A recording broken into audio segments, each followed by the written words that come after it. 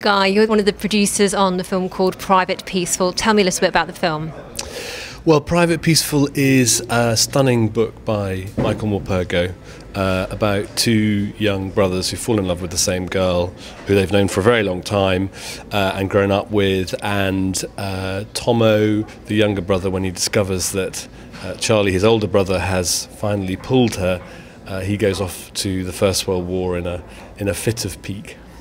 And Charlie, wanting to look after his younger brother, as he always has done, thinks, crikey, I better join up as well. What was it about Michael Morpurgo's novel, which Private Peaceful is based on, that appealed to you so much and made you want to take it to the big screen? Oh, I mean, lots of different things, actually. I think, first of all, I think it's an incredibly important story. I am very, very passionate about the fact that our kids need to understand what happened in World War I. They need to understand what happens in war generally. They need to understand just how serious war is. It's not a computer game, it's real life. I think that it's very important that children understand our history, that terrible things happen in war. We shoot our own side. I think that's an episode that should never be forgotten. And for me, that was the driving force, was that we had a really British story that was very important to be told.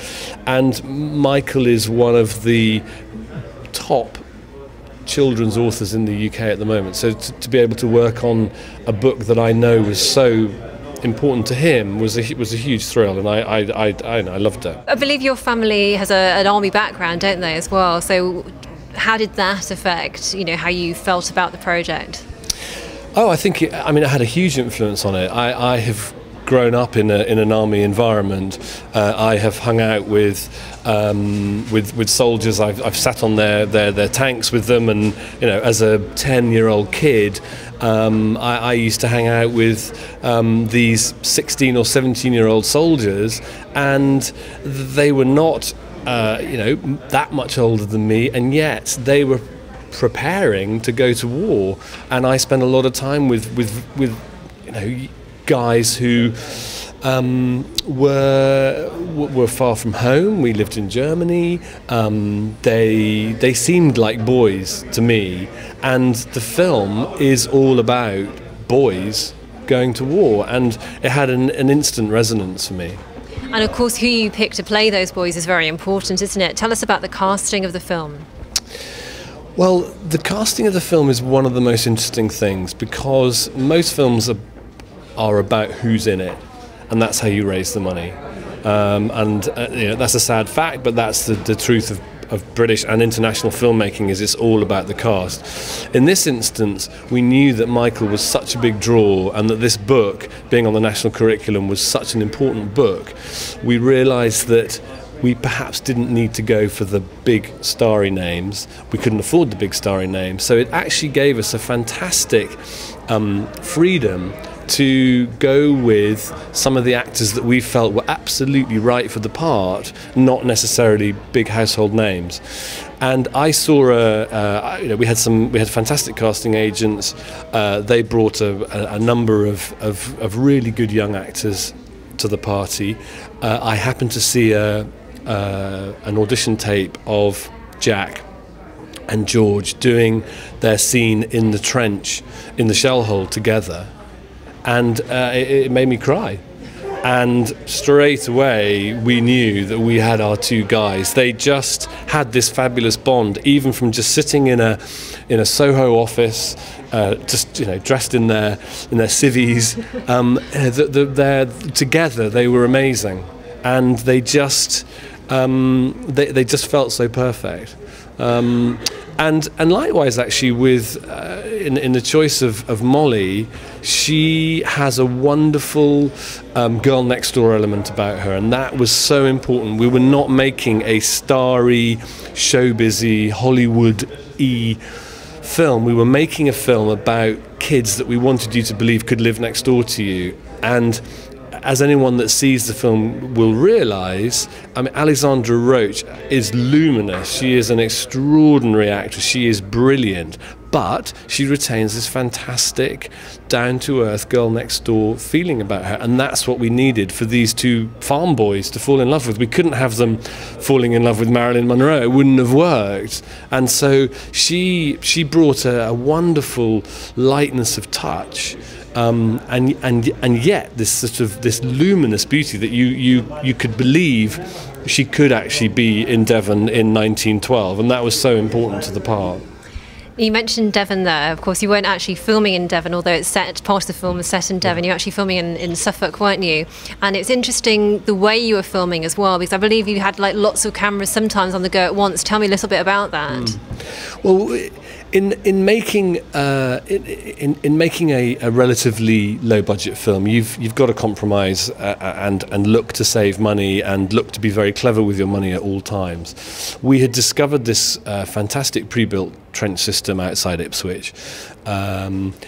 It just meant that it wasn't going to make sense for us to shoot everything in Ipswich and then make an enormous crew and cast move, a unit move as they call it, all the way down to Devon. It was going to cost tens of thousands just in that move, and I was very keen that we spent as much money on screen and got it on screen rather than just paying transport companies to get us from A to B. So we realised very early on that we were going to have to make Suffolk look like Devon.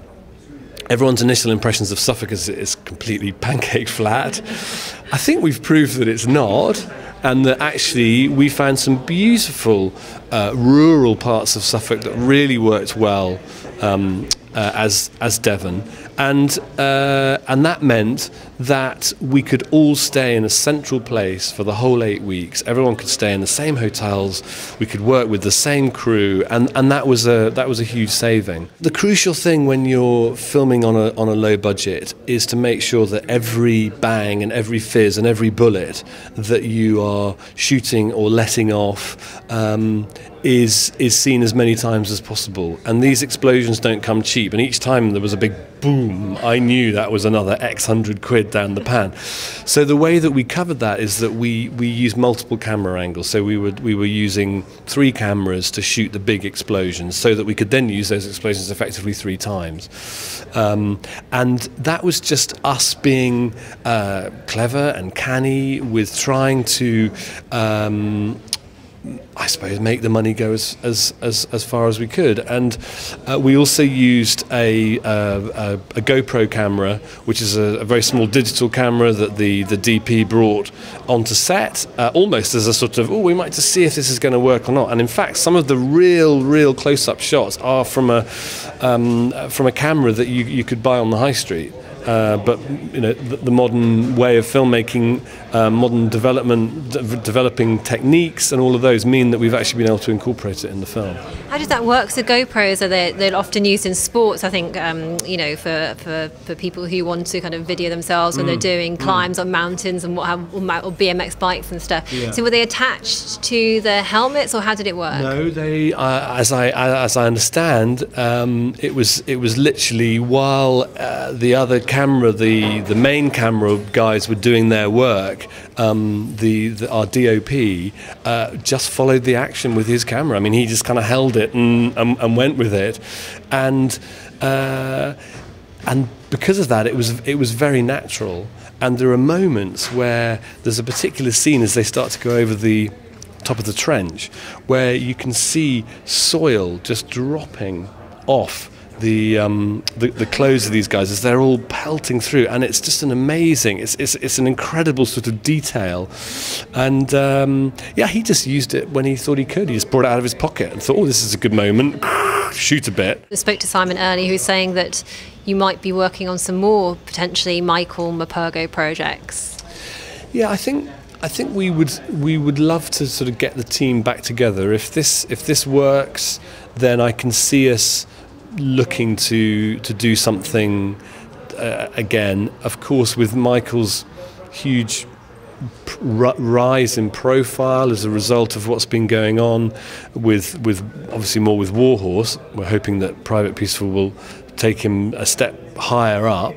There's a lot of other interest in it, but we get on with Michael very well. He's an executive producer on the project, so I hope that he thinks that we've done a good job and that he'll entrust us with another of his projects. There's one in particular, I can't tell you what it is, which Simon and I both absolutely love. Unfortunately, someone else has got the rights to it at the moment, but in film, never say never.